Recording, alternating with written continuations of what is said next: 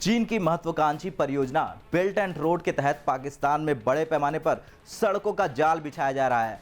चीन Pakistan economic corridor के तहत कई बांध और बिजली परियोजनाओं पर भी काम शुरू हो रहा है। हालांकि पाकिस्तान जहां चीन की इस योजना को लेकर बेहद उत्साहित है, तो वहीं तमाम देश इसे कर्ज का जाल बता रहे हैं। अब इसी में एक नया ट्विस्ट आया है। ट्विस्ट ये आया है कि अब ऑस्ट्रेलिया ने चीन के साथ बेल्ट एंड रोड से जुड़े 2 समझौतों को रद्द कर दिया है। नमस्कार, मैं हूं आयुष और आप देख रहे हैं भारत तक।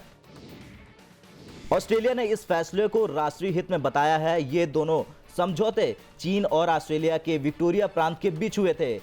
ऑस्ट्रेलिया की सरकार को यह वीटो पावर मिला हुआ है कि वो किसी प्रांत के साथ हुए किसी समझौते को रद्द कर सकती है। बहरहाल जिन 2 मुद्दों को रद्द किया गया है, उनमें चीनी कंपनी ऑस्ट्रेलिया के विक्टोरिया प्रांत में 2 बड़ी बिल्डिंग इंफ्रास्ट्रक्चर को तैयार करने वाली थी। इस बीच चीनी दूतावास ने विक्टोरिया प्रांत में 2 फ्रेमवर्क समझौतों को रद्द करने को भड़काने वाला बताते हुए इसकी जमकर आलोचना की और कहा कि ये ऑस्ट्रेलिया के साथ संबंधों को और नुकसान पहुंचाएगा। रॉयटर्स के मुताबिक ऑस्ट्रेलियाई विदेश मंत्री पेन ने रेडियो पर इसका ऐलान किया। मेरा पेन का कहना है कि ये फैसला विदेशी संबंधों में स्थिरता स्थापित करने के लिए लिया गया है, कोई देश इसका निशाना नहीं है। ऑस्ट्रेलिया की विदेश मंत्री मेराइस पेन ने कहा कि कई प्रांतों के साथ बाहरी देशों की सरकारों के साथ हुए करार को लेकर इस संबंध में उन्हें जानकारी मिली थी। नई प्रक्रिया के तहत उन्हें इसमें वीटो पावर मिला हुआ है। ABC रेडियो से बातचीत में मेराइस पेन ने कहा कि ये योजना ऑस्ट्रेलिया के राष्ट्रीय हितों के साथ जुड़ी है।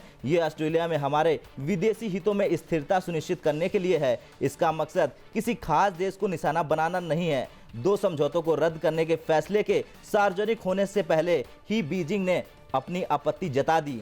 ऑस्ट्रेलियाई विदेश मंत्री ने कहा कि उनका देश चीन के साथ अपने द्विपक्षीय रिश्तों को लेकर प्रतिबद्ध है और दुनिया भर के देशों से अनुरोध है कि वे अपनी सरकार के फैसले लाने वाले अथॉरिटी का सम्मान करें।